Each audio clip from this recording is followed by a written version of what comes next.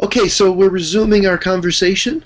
Daniel Fincke here from the Camels with Hammer show with Jerry DeWitt, former clergy, former Christian clergy who is now exploring what it means to be a preacher who is an atheist. And so at the end of the last segment, we Jerry was talking about how in the South there's sometimes an alienation from or a perception that mainstream atheist leaders and famous authors kind of represent a foreign culture and even a condescending one to Southern culture, and so he's going to pick up with that thought. Yeah. So, um, obviously, I don't hold any hard feelings or resentment towards those that have led the charge thus far. I'm very much in love with the Four Horsemen, but at the same time, it's obvious. It's not just obvious to me, but it's obvious to people outside of the movement who interview me or come across me and instantly draw a comparison between me and the Ivy Leaguers. That it isn't always everyday language. I mean, I truly consider myself to be an everyday person, and that's not insulting to say those other people aren't. We're probably all trying to be more like them, but at the same time, we have something to offer, and not just to offer the movement as a whole. That's probably too much of a stretch. But what we have to offer is to people like us in the Deep South or within a more Southern culture. And so, it's always more relatable whenever you're relating to people that you're more related to. Yeah, and I think there's something very elitist about traditional atheism, and a lot of atheists are elitist, and they write off the need to have atheist community at all or talk about atheism because there's a condescension to the ordinary person. And so you'll have a lot of well-educated scientists and philosophers and all sorts of academics, or people who are very well off financially, and they take a view that, well, religion is for the ordinary people, and we know better, and Right. and they have an assumption then. So I always find that when they're criticizing outspoken atheism, they almost see it as one of the elite going and picking on ordinary people when they Right. criticize religion. Right. And what I find so interesting is what I think they miss is that Dawkins has reached out to the very ordinary atheists who Yeah. exist all over the world, who feel isolated. They're not living in an ivory tower with other atheists. They feel alone in their atheism, and they feel like an outcast for their atheism. And there's a whole consciousness about that of raising the identity of ordinary atheists to know that they're not alone, and that they're normal, and that Right. they even have the intellectual community very largely on their side, even though Absolutely. the intellectual community won't explicitly support them. And so That's right. what I yeah we're in a stage now where if we really are going to be a movement that is not elitist and is for everybody, it's going to need our voices that come from other demographics. Yeah, it's a really I important point. I completely agree. Two quick issues there. One is that I've spent quality time with Richard Dawkins. I know that Richard Dawkins is a compassionate person. Yeah. Um, from our perspective, because he's from across the pond, obviously his mannerisms are different than ours. His idioms that he uses are different than ours, and that can be a distraction when we're so used to one particular personality type. But Hmm. I know for a fact from my experience, sitting in the room with him, sitting on the couch next to him, and him hearing my story and watching his facial expressions, and knowing, not just from his contribution to the Clergy Project, but his contribution in conversations to me personally, that he is the caring person, and that he's not an elitist, and that he doesn't see himself as above or beyond, and is reaching out as far and wide as he can. At the same time, his personality is going to limit the people he can talk to, just like my personality is going to limit the people that I can talk to. And Right. so the winning strategy is not to mimic any one single archetype, but instead to say there are no templates, and everyone is reaching out to everyone that they can.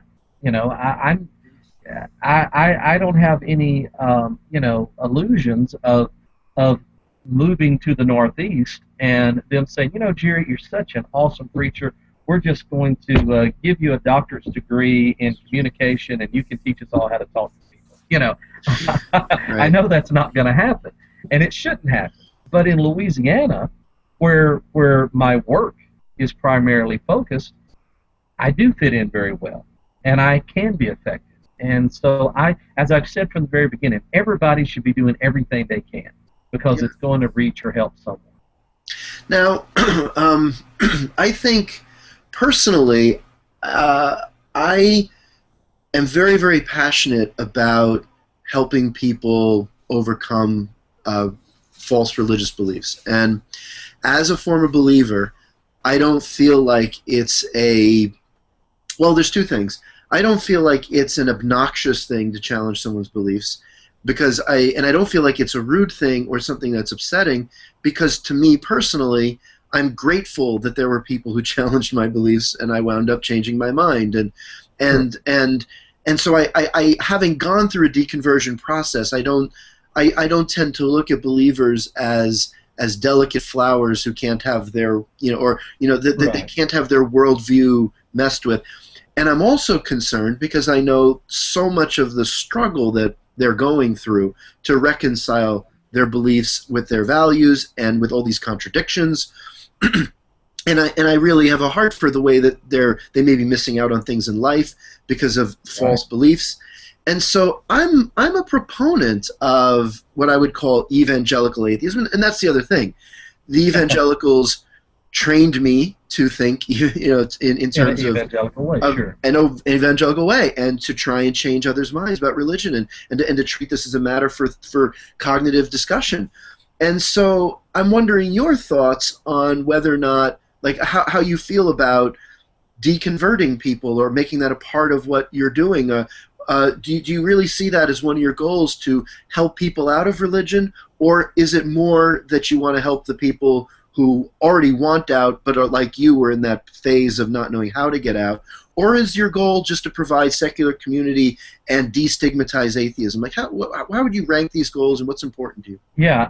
Actually, for me, I would rank them um, in the reverse order of how you laid out the argument. As far as me, number one would be community. Would simply be building secular community. And all of this ties into the fact that I'm a horrible evangelist. I was a horrible Christian evangelist. I would be hired to come, to hold revival services, and the pastor who hires you to do that, what he's wanting to do is and giving him the benefit of the doubt, he's wanting to build the kingdom of God. Being a little bit more realistic and materialistic, he's wanting to grow his church. And so you're hired as the hired gun to come in, the new face, the new voice, and build the church by convincing people to come to Christ and join that church. And I was horrible at it. I'm a horrible salesman. Mm. My heart was always a pastor's heart. I always wanted to meet people where they were at and help make their life better any way I could. Even if, and here's the part that sometimes atheists struggle to understand, make those lives better, even if it's just for a moment, even if it's just during the course of the service, even if it's almost nothing more than an emotional distraction and something that's uplifting just to make life more pleasant. We hope that it reaches further into people's lives than that, but if that's all it does, then that was a moment that you've given them almost as a gift. So number one, secular communities. Number two would be, once again, this pastor's heart, just meeting people where they're at. Just simply, if they're in transition, then trying to figure out how can we help them best while they're in transition. If they've already made the transition and they're trying to deal with the effects, then how can we do that? Then lastly, I would see myself more evangelical as trying to help people out of their religion But that really is lowest on my list, and I know that probably disappoints a whole lot of secular people, and I don't know if it would excite religious people to know that about me or not. But and that's just a personality thing. And honestly, the only there's three issues that makes me interested in bringing someone out of their religion: what they do in the voting booth, how they treat their children, and how their life is diminished by their religious beliefs, what you just brought up. You know, I've got people that I love dearly that if I could somehow help them be less religious so that they could explore their own individuality and truly explore life and reality, then I would very gladly do that. But most likely they're going to have to approach me for me to do that for them. Yeah. And what do you think about? I had two questions. What do you think about, since you were just very recently a Christian, Right. what do you think atheists, especially those who've been out a while or have never been believers, what do you think that they don't get, that you are more sympathetic or empathetic to believers about? Just how complicated all this crap is. You know, that it really is complicated. Like with the Clergy Project, what I've enjoyed doing, and let me back up and talk about one thing real quick. I love and I'm very proud of the title, the first graduate of the Clergy Project.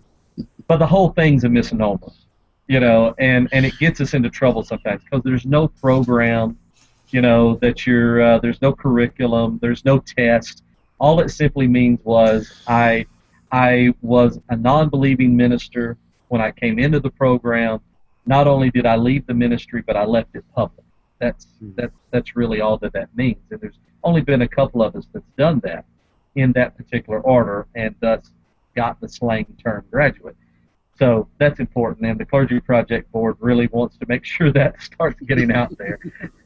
But what I now say as I travel across the country is I don't think I'm the answer, and I know I don't have the answer, but I feel like I'm part of the question, and I feel like this is far more complicated than lifelong atheists are able to truly appreciate. You know, the question that comes up is people will say, okay, well, you're up here defending this minister who doesn't believe but is still in the ministry. Isn't that lying? Well, yeah, duh. Yeah, of course it's lying. Whoever said it wasn't lying? But now we're talking about different degrees of falsehood. Now we're talking about different degrees of deception. And what is he saying versus what he's supposed to say? And, you know, there's all of these complications. And to what degree is lying necessary to take care of your family, to take care of your loved ones, to keep hospitalization, to keep your children in college, to pay your mortgage?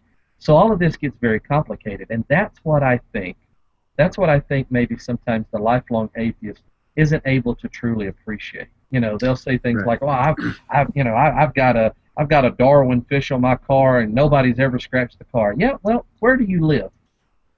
You know, I mean, where do you park your car? On a university campus? Yeah, okay, that's probably true.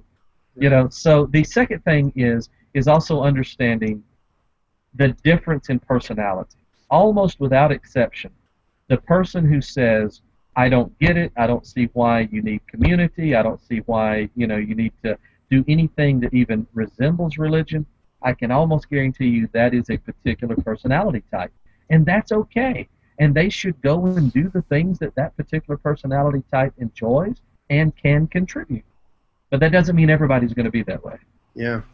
You know, I recently started a philosophical advice column where I'm trying to answer people's questions from a philosophical perspective. And one of the first questions I answered was someone who's going to be a camp counselor and wanted to know, and they're on the verge of, they might not believe, and so they wondered what I would say to do. Yeah. And I was in this position of, like, I first almost lost my faith right before becoming a Christian camp counselor for a summer, my second summer at a Christian camp, and I just scrambled to try and believe again in time. Sure. And so I had a little taste of this, and my advice was, you know, like, I felt terrible afterwards After I deconverted, I felt like all the efforts I put into evangelizing was, you know, all for the falsehood, and I advanced the wrong cause with my whole life. But what I realized, and that was very, very, I mean, and I had to deal with that at 21, let alone much older. Right. So that's such a painful feeling to feel like you've been working in the wrong direction on so many important things. But Right. what I did realize as a consolation is that you still are providing a number of non-cognitive goods for people, Sure. and you're still providing helpful counseling in a number of other areas, and often, you know, you're still helping people think in certain kinds of categories, even if they weren't literally the right ones. And and what I realized was I'm okay with where I promoted the values I still have. And I said to him, in this article, I said, figure out in advance, right now, figure out what values you most are committed to and believe in That's that would exactly right. transcend whether you're a believer or not. That you could feel good you promoted those values. And if for the time being you're going to convey those values through the available means of the Christian tradition and symbols, at Right. least you're promoting the values you will not feel bad about having promoted. And I get, is that what other advice, or is that what your approach was, and what other advice would you give someone who's out there right now struggling with this? I would second everything that you just said. It's it's difficult without having been there, and you've been there, to fully appreciate everything else that goes on besides promoting doctrine. Right. There's just a lot of extracurricular benefits, that are going on that people probably have a hard time appreciating. Just the just the fact that you're integrated into this community, and how each one's success or failures plays off of the lives of each other's success or failures. All of that is terribly, terribly important, and that's just one of the numerous reasons why you can't just suddenly rip yourself away from it. You've got obligations to people. You know, and so I think that's wonderful advice. The other thing that I say to people is, if you can, figure out in advance how public you think you're going to need to be in order for your conscience to feel clear, to feel clean. There's some ministers that, when they finally get free, they're never even going to, they'll probably never even go to the movies again, because they're not going to be even associated with being in a crowd. They're just burnt out, they're done. But then there's other people that they know they're going to have a public life, that they're going to try to, be an activist or do something. Even understanding what your life's goals are can greatly affect your strategy of how you're going to come out, of when you're going to come out, and why you should come out. So all of those things are very important. And the other thing that I say to them is, don't think that there's any one single template that has to be followed. There's no one way to do this. Every single life is filled with its own responsibilities. Literally, before you and I got on this call the first time, I had just gotten off the phone with someone and just got through telling them this. This is a minister from California. And I said, you've got to understand, you feel a weight of obligation. See, this whole word religion is so stinking tricky, because we think a person sits in the congregation and they feel this religious pressure to live up to this expectation. But atheists do it too. It's just part of the human nature. You go online and you see these stories, and you see this crazy guy in the South, Jerry DeWitt, he used to be a preacher, and he's come out, and suddenly you start feeling this little twinge of guilt, and this wave of responsibility or expectation that now you've got to come out the same way, and you've got to do something. And that's what I call religion. I think Mm. that's a byproduct of a religious mindset. So I told this guy, I said, you've got to take your life and your responsibilities. Um, you've got to make those your priorities. So I tell people, slow down, take your time. Disbelief isn't going anywhere. Atheism's not going anywhere. You've got time to work your way through these things. Yeah, that's great. And who is the book for? Hope After Ah, Faith. yeah. That's an excellent question. You know, I this is going to sound like I'm trying to sell books, and of course I am. But um, you know, I hope there's a little something for everybody. I feel like regardless of who reads it, they're going to go behind the scenes of a very tortured Pentecostal minister's life. You're going to be in the background, and you're going to know by the time you get through the book, you're going to know exactly what it's like to have been at least me as a Pentecostal minister. And the reason I think that's important, the reason I think it can help everybody to some degree, is because it's one of those situations where unless you've been there, you don't understand. I make the joke all the time that I was telling the group in Austin that it took me 25 years, to figure this out, and somebody in the audience yelled out, "You're a slow learner," And first, that probably is true, but second, you probably can't appreciate how hard it is to accept some of these facts until you've walked in those shoes. And the book literally, from page one, puts you in my shoes, in the shoes of my wife and my family, and you literally walk walk with us through every stage of the change, and why each stage was so life altering and life damaging. So you go through this for 25 years. So I think it's a good read. Ethan Brown, my co-writer, is absolutely fabulous. The man was truly a gift into my life, and so I have to give so much of the credit to him as well.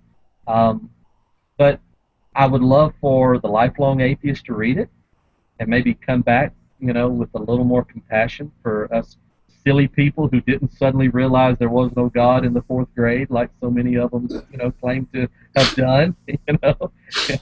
Oh, I got it in Sunday school whenever I was 8 years old. I figured this out. Okay, great, wonderful. What are you doing? And I really hope it reaches people in the South.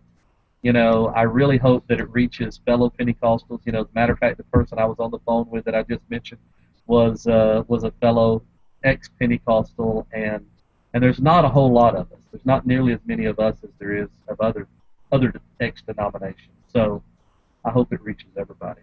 That's great. One thing I loved about there were two things I hugely resonated with when I first heard you. I just want to raise for you to discuss. Sure. One of them was I think both of you and I had the same experience of feeling like we went through identity suicide. I love the way you framed that at your AEA talk. I think that was because that was exactly what it was, that everything I am and have built my life around, like when you're that religious, especially with fundamentalist Christianity, it's that there's no part of your life that's not run through your faith. You don't watch movies except through your faith. You don't have friends disconnected from your faith. It really you have to reassess and realign everything. And that's so traumatic, and we used to be completely alone in that. There were when I was, at least for me, there was no atheist internet. There were no atheist role models. It was very alone, and a couple of other disbelieving undergrads deconverting with me. And it was dangerous for me, I think, in some ways. It was harmful to me. And I think my life is worse for that. And so that's why it's so wonderful we're putting in this infrastructure to catch people and help them. And so many people outside the community are so lacking in empathy for why and this just really bothers me, because they're like, well, why do you need to go help, why do you need to go talk about this, and why do you need to set up a recovery from religion foundation? Right. You want to pull people out of their faiths, and it's like, no, there are people suffering, and the structure of things in this culture alienate them on purpose. They marginalize everything in their power to do that. Michael Medved was talking to Sarah Moorhead, and the executive director of the Recovery from Religion Foundation right now, and he said to her, well, why do you need this organization when there's room for doubters in the church? We love the sinners. It was like yes, you have to understand yourself as a sinner for being a doubter, right? And the doubt can only be tolerated in this closed way. Like, it can't ever be genuine rebuke and challenge and rejection. Right. There's no place for that. They want to remove any place for us.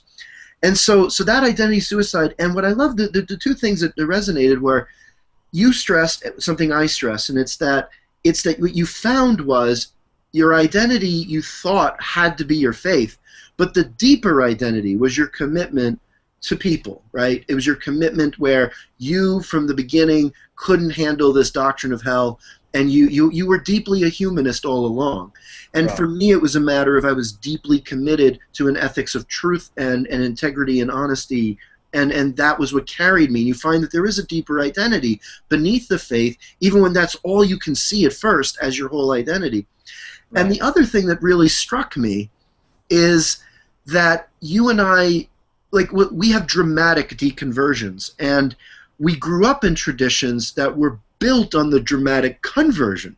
Yes. And growing up, I never had a dramatic conversion story. Like, but I had to give a testimony. It'd always be like, my parents are divorced, and that's hard.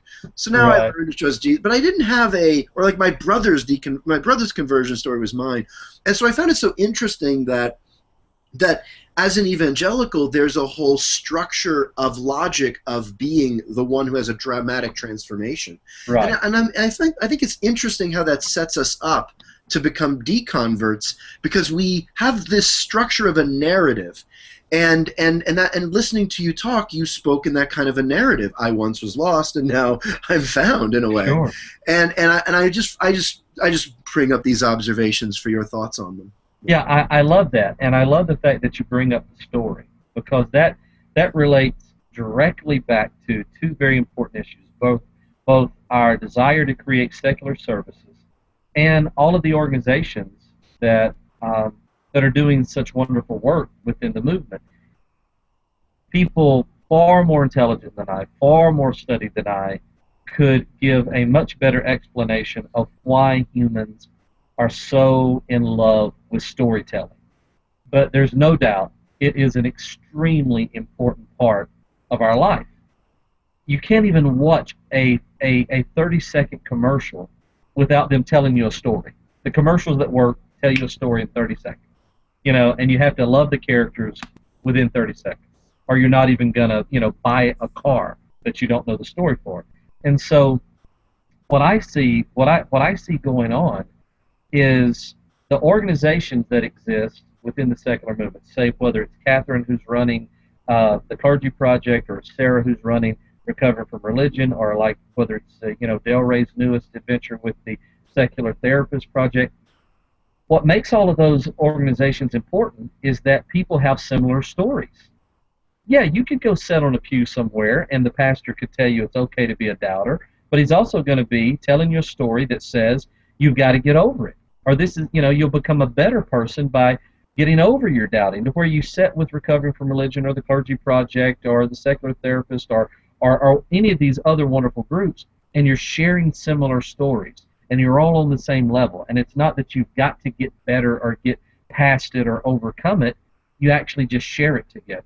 Our idea of creating secular services is creating another medium where we can tell stories, where we can tell the story of life, the pleasure of living, the joy of relationships, the value of humanity through this other medium called a service. And so all of these things tie in together very well. And I appreciate you, setting that up for me. Great. Do you think there's any virtue in particular Christians do well that atheists would do well to learn from? And have you experienced from atheists any particular virtue that you think believers need to learn from? Oh, two come to mind right off the bat. Number one, the secular movement needs to learn how to raise money the same way the religious tables do. And it's not so much raise it, because they can raise it. Whether it's a bombing in Boston, or a tornado in Oklahoma, atheists are charitable people. By and large, the majority of them consider themselves to be humanists, and they will give the money. They're very, very, very generous that way. But it's in the day-to-day operations where, once again, we're like, that's too much like church, passing the plate. Well, okay, well, set a can by the door. Well, one time I went to a church, I had a can by the door. So like, well, look, if you don't want to give up your damn money, just say so. Just stop blaming it on religion. If you're, if you're selfish, say you're selfish. Whatever, it's fine. You know, let's don't limit what we're able to do. And so that would be a big thing. That would be important. But then the thing that obviously the church world, you've got the obvious things like critical thinking and things like that. But trying to come at it from a total different direction, the acceptance of diversity would be a wonderful thing for for religious people to truly take out of the secular movement. It's wonderful to go to a convention, to go to a meetup, and to know that everybody, even if something instinctual in them is opposed to something a little different about somebody, it's so obvious that everyone is truly trying to accept everyone's individual makeup, and I dearly love that. And the reason I emphasize that is because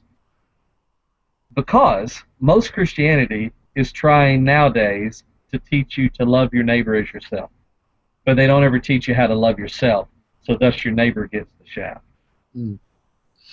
And it's funny. I love what you said about it's too much like church to raise money, because I saw a video that argued that like vloggers and bloggers shouldn't ever ask for money because that's what preachers do. And it was just like, like we're never gonna make money. Like that's against There's this ethos that being paid to help people with their philosophy and their like the pastoral needs of people, that there's something unseemly about being paid for those sorts of things when they're very important to people, and they're as valuable service as anything else, and the people who provide them need education, they need to live, and it is a very frustrating thing. People think writers, artists, musicians, and philosophers and pastors don't deserve any money, and it's and what it says without really meaning to say it. I'm going to give everyone the benefit of the doubt, but what it says to the blogger,